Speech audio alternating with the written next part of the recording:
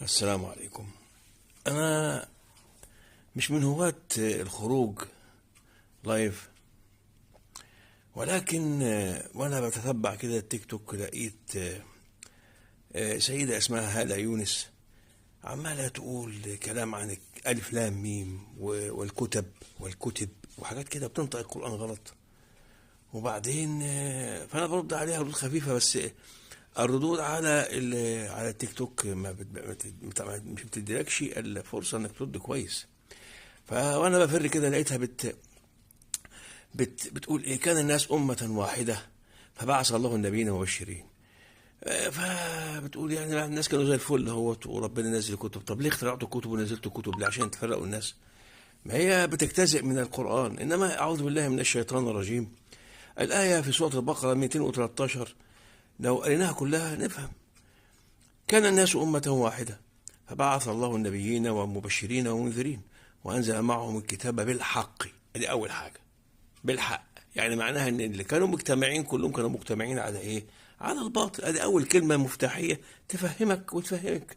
طبعا انا برد عشان خاطر اللي بيسمعوها يعني ممكن تضلهم، فانا بفهمها وبفهمهم.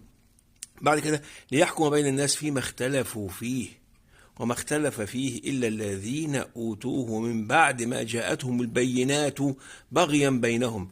البينات طبعا كل شيء واضح. طب بغيا بينهم يعني ايه؟ يعني عدوانا وظلما وحسدا وكبرا.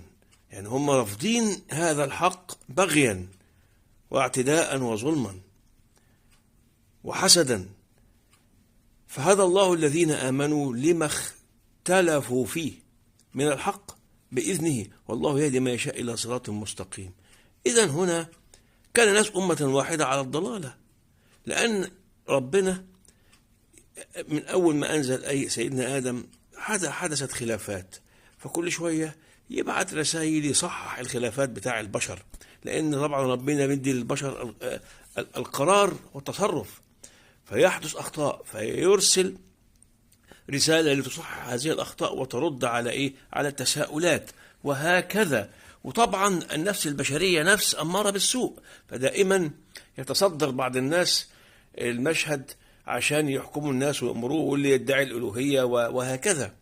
فهناك أمور كثيرة جدا هي بتتكلم غلط، بس لو سبناها هتضل الناس. فأنا برد لوجه الله وبقول لها تخلي بالها، لأن ده ما يصحش، بقول غلط، وربنا يهدي. السلام عليكم.